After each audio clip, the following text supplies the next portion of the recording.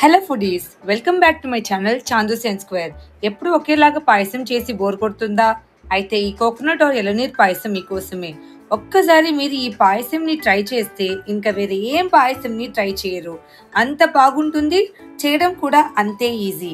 ఖచ్చితంగా చెప్తున్నా, మీరైతే 1 కప్ పాయసంతో అస్సలు ఆగరు. ట్రై చేసి మీకు ఎలా నచ్చిందని కమెంట్లో చెప్పండి. ఇంకా లేట్ ఎందుకు, మన కోకోనట్ ఆర్ ఇళనీర్ పాయసంని ఎలా చేద్దామని చూసేద్దాము. ముందుగా 1 లీటర్ పాలని ఒక గిన్నెలో పోసేసి అప్పుడప్పుడు కలుపుకోవాలి, లేదంటే అడుగు అంటుతుంది.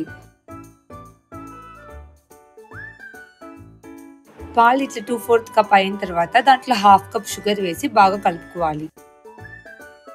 ఈ వీడియోలో చూపిస్తున్నట్టు మిల్క్ ఈ థిక్నెస్ వచ్చిన తర్వాత స్టవ్ ఆఫ్ చేసేయండి. నెక్స్ట్ మనము కోకోనట్ మిల్క్ని తయారు చేసేసుకుందాం. ఇక్కడ నేను 2 కోకోనట్ని ఇట్లా పీసెస్ చేసేసి దాంట్లో నుంచి తీసిన కోకోనట్ వాటర్తో మంచిగా థిక్గా కోకోనట్ మిల్క్ని తీసి పెట్టుకున్నాం. టెండర్ కోకోనట్ పల్ప్ తీసుకొని సగమేమో ఇట్లా పేస్ట్ చేసుకోవాలి, సగమేమో ఇట్లా స్మాల్ పీసెస్ కట్ చేసి పెట్టుకోవాలి. ఒక పెద్ద గిన్నె తీసుకోవాలి. ఇక్కడ నేను 190 గ్రామ్ నెస్లే మిల్క్ మేడ్ని వాడుతున్నాను. దాని తర్వాత మనం రెడీ చేసి పెట్టుకున్న మన మిల్క్ని దాంట్లో వేసేద్దాం.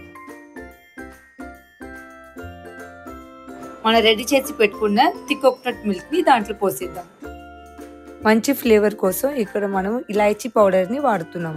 రెడీ చేసి పెట్టుకున్న టెండర్ కోకోనట్ పల్ప్ని వేసేద్దాం. ఆల్మండ్స్ని అట్లా సన్నగా తురుముకొని దాంట్లో వేసేయండి. ఇప్పుడు బాగా కలుపుకోండి. తడా, మన ఇళనీర్ పాయసం ఆర్ కోకోనట్ పాయసం రెడీ. ఈ పాయసంని మీరు 2 to 3 hours ఫ్రిడ్జ్లో పెట్టుకొని తర్వాత తాగితే అమృతంలా ఉంటుంది. ఇంకా ముందుగా చాలా ఫెస్టివల్స్ కూడా వస్తున్నాయి. మీ ఫ్యామిలీ మెంబర్స్కి ఇది చేసి పెట్టండి. And don't forget to subscribe to my channel and like my video.